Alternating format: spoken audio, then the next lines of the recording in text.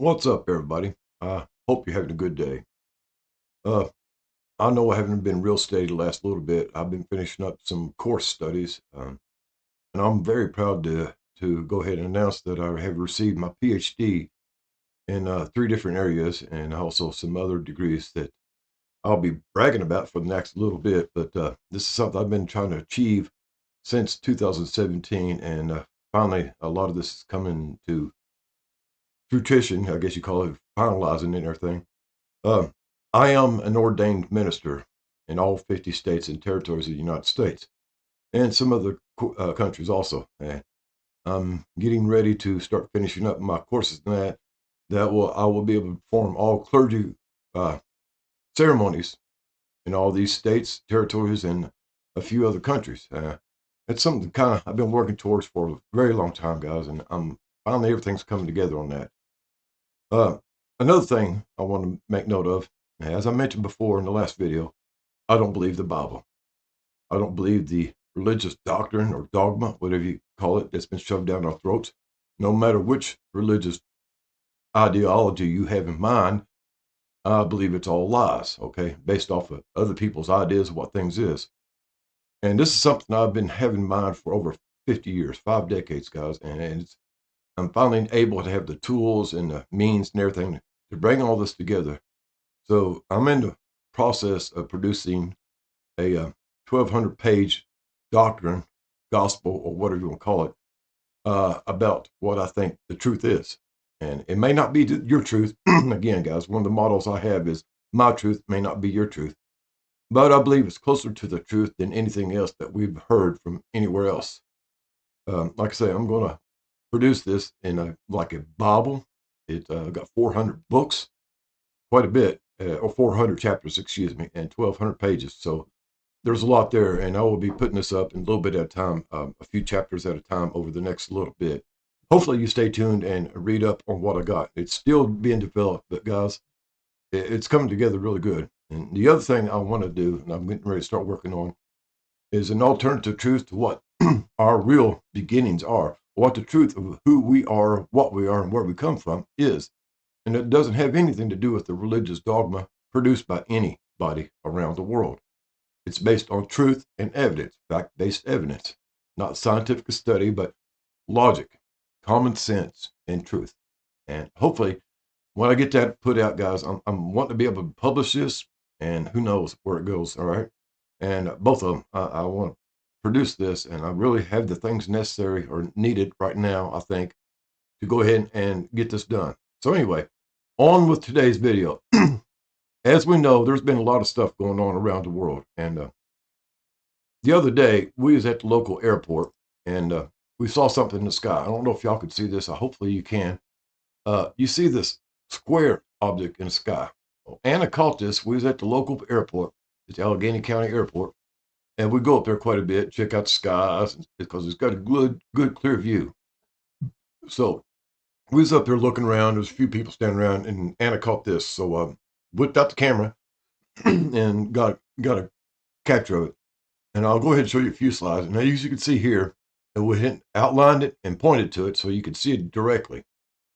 Now, at this place right here, guys, it don't seem like it's very big, but this is about 8 or 10,000 feet in the air, maybe more than that, 2 miles, something like that.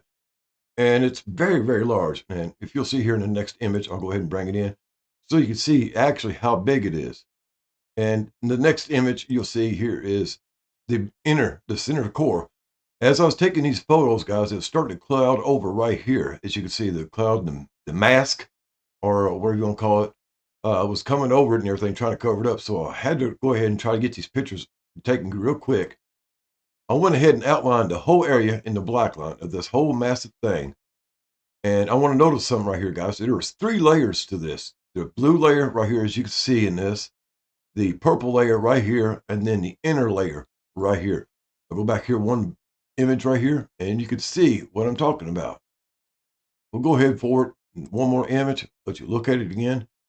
And then here's another image, zoomed in a little bit better, guys. Like I say, it's already starting to mask over or camouflage or whatever you call it. And it's already starting to do it. You can see the wispy clouds. You can see the outer bands of this whole massive thing. Guys, This thing must have been about 2 miles big or more. I don't want to exaggerate too much or anything like that, but it was fucking big. All right. Again, the whole area right here, as you see, it was quite large, 10,000 feet, maybe whatever clouds set at. There it was, camouflaged, masked, whatever you want to call it. Yesterday, also at the same time, we caught this thing right here. Now, I'll go ahead and zoom in on it so you can see the name. It's an aircraft of some kind, we think. It's called Hater 28. And flying along with it in the same area near Pueblo, Colorado, was Hater 30. Now, this was designated as an Apache helicopter on the flight system that we're using. Let me bring you up a little picture here, guys. This thing was all over the place, all right? The next image might show you a little bit here. Now, as you can see, here's where it brought up. Anna got this for me. I was watching as she was bringing in info. You can see it right here, guys. This thing is making odd turns and everything else like this. Sharp 90-degree turns, or almost 90-degree turns. And you're wondering how fast it is going, guys. I tracked it. And at the time of this video, over the mileage, guys, it stated that it was doing 33,000 miles an hour. My math might have been wrong, okay? So I won't say this is accurate. But, guys, it is moving lickety split. And you can see right here, guys, as you go in right here, we'll go ahead and bring it up. Hater 28 and Hater 30, which is this one. Hater 28 had trajectories, flight paths, all these right here, guys, is multiple, all over the place. Now, these flight tracks are all in one day. All right. They're in less than a 24-hour period. I think it's like 12 hours, maybe 14, 16 hours. But it's just the flight time that they're allowed to do anything with. The next image here, guys, will show you this thing. Here it is again, going northeast from one of those trajectories right here. It goes over New York, Pennsylvania, Ohio, and on into Canada. As you can see here, going over Nova Scotia, and over here, another flight path takes us up to the tip of Greenland and over to Europe. And right here, Anna went ahead and looked in and everything like that, followed it to one pathway. It landed here, guys, for a short period. Do you see this black line? This is a masked line where its transponder was turned off. Again, Hater 28, the same aircraft we've been following just a little bit. Again, we turned in right here, and it goes to just outside Zurich, near CERN. I do believe that's near CERN. I might be wrong on that, but guys, it's right there northwest of Zurich. So, and it made a stop there. It stayed there for a while and left again and continued on its flight. Here we see where it went into Venezuela. Now, it's not just 1, 2, 3.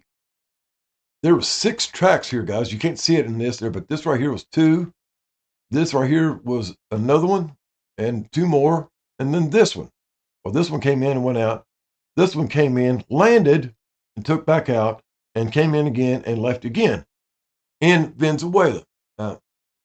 While it went to Europe, all within 18 hours of time. Now, the program we used to follow this, guys, is called ADSB Exchange. ADSB. Okay. It's hard to say. Mouthful, but I'll go ahead and let you see it right there. And I got ahead and brought it up here for you. ADSB Exchange. It's a lot of traffic. It's one we use. You can turn on and off military and certain things like that. We use it. We like it. It's easy to use for dummies like us. Hopefully, you might want to get an idea, get it. I know Flight Tracker is the one that's put out there very much, FlightWare or whatever it's called. I like this one better. It's less complicated and gives you precisely what you want. Now, again, guys, we'll go back here again. This thing right here. Well, wait a minute. Let me back this up. During the time we was following this, I went ahead and followed it again. It started following it right here outside of Garden City, Kansas, when I started noticing it.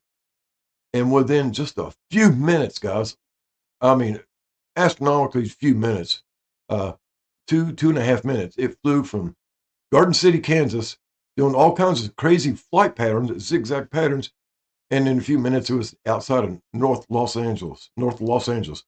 And I went ahead and tracked it, guys. And this thing's flying over 600 miles an hour, doing zigzag patterns, turning acute angles and back again, all over the place, guys. And of course, again, this was all over the world, United States and Europe and Venezuela, Canada. It was kind of odd that this was going on, guys. It really caught my attention, so I started paying attention to it. Here's another thing I noticed, guys, while we was watching this. These little tower-looking things are letter A with a little bulb at the top. It's a tower or like a radio tower symbol, okay? Now, I saw them, and I went ahead and found out that what they're called. They're called a TWR, United States Military. And you can see right here, there's two over Denver and Pueblo, Colorado, two in Wyoming. Well, that was not the only ones. Again, guys, notice that this was right where that anomaly, that odd thing was that was undescribed. Now, a TWR in military context most commonly refers to tactical warfighter readiness, a 3-day U.S. Navy program designed to enhance sailors' physical, nutritional, mental resilience, or the SAAB SAB RTWR. Deployable, a rapidly deployable digital air traffic control tower for expeditionary, for quick operations. Say it like it is. The key aspects of the military TWR function to provide 360-degree cameras, surveillance, high-definition sensors, surveillance, and air traffic control capability to manage airfields, including for fighter jets, helicopters, and unmanned UAVs. Rapid deployment. The TWR is a modular container-based system allowing it to be easily moved and set up at temporary or damaged airfields, often used for expeditionary operations. Operators can control the airfield from a safe location, potentially hundreds of miles away. So, guys, this is a air traffic control system and sensors and monitoring devices, spy devices, whatever you want to call it, that they can float in the air. Let me go back here again if I can find it. This thing right here, guys. It didn't tell us how far up it was. It wouldn't give us no real data. It was just obscured. This is what it is, and that's it. Again, we're using ADSB, or whatever you call it, for watching this. So if you got it, use it. If you got another system, check it out. Try to see if you can find it. So anyway, guys, it was also found that this was down here in Texas and Oklahoma, or New Mexico also. And two here, and then right up here in Wyoming was two more also. So that's 6 right there, guys, that you've got right here in this one area where that unknown device was flying around at unknown speeds. Like I say, guys, it went from Kansas, right here in the corner of Kansas, to Los Angeles in a little over 2 minutes. It wasn't quite 3 minutes. It was like 2.5, maybe less minutes. I don't know about y'all, but guys, that's pretty damn quick. The distance was around 1,800 miles, 1,700 miles, according to the flight path it was following. One other thing, as soon as it got to Los Angeles, guys, over near Los Angeles, it disappeared off the radar. I want to show you something, guys, that I went ahead and looked all over the place to see if I could find any more of those towers-like things. And this is over Europe, Western Europe, and we don't see any there. I zoomed in and did not see any. One of the things I ought to note, if you see over in this area right here, I'm going to go ahead and zoom in there. This is the Middle East, where all that hoo-ha stuff is going on, all the things going up in the air and all that stuff like that. Well, as you can see, everybody in this region, all over the place, guys, has their flight transponders turned off. So you don't know who's there, or what's going on without the news media or the governments telling us what it is. And again, we have Iran, Israel, and the United States telling us what's going on. And we all know they fucking lie like a Jew. If y'all remember the old saying, lie like a Jew? Yeah, it's well known about this. Again, guys, I went ahead and looked around back over the United States, and I found 3 more sitting here off the East Coast near Annapolis and Washington, D.C. Now, they say these are air traffic control devices in the sky, remotely operated. So it begs to wonder, guys, what are these for? Are they getting ready to deploy them all over the world into the Middle East? Since the airfields are destroyed, air control centers have been hampered. And like I said, guys, I don't know how far up these are, but they can be remotely operated from hundreds of miles away. Things are escalating in the Middle East, guys, beyond control. Trump is saying everybody else should help him in this, help Israel in all this and everything. And, people, countries are refusing. I've said before, guys, that the United States would be put upon its own. They will have to defend themselves for themselves because they are isolated from all other countries. And one other thing I want to know, Trump is pushing the Jewish or Hebrew prophecy to come to fruition. Everybody has to be against the Jews and they have to be destroyed. That way they'll be the martyrs that they always plan to be, even though they're the ones that caused this and bring this on. So the whole thing is being played out, being forced. Trump wants to make this into a big global event instead of a regional, and everybody's refusing to play. And so we'll see where this goes. I don't have no hope for it. I do know one thing, guys. I do know this almost for certain that Israel will be destroyed. The third temple won't be placed in Israel. It will be placed somewhere else.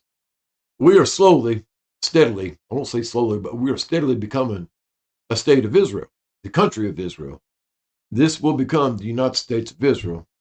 The White House is being remade to be the temple, the third temple, Jewish third temple. Look up the designs, they said, look at plans of the third temple and see what you think. I'm convinced that after a strike on Israel, there will be refugees and nobody will want them as before. Nobody has ever wanted them because of their ways. And they will come here to the United States and we will become the United States of Israel. Hope you'll have a groovy day. Reach out and do something nice for somebody, guys. It's always the best thing you do. And watch out for your emotional influences that's coming in, guys. There's a lot of negative energy out there. And it's a constant battle for us to fight that and stop that from coming out in our minds and our voices. So watch that, guys. And again, do something nice for somebody. I hope y'all have a groovy day. Later, taters.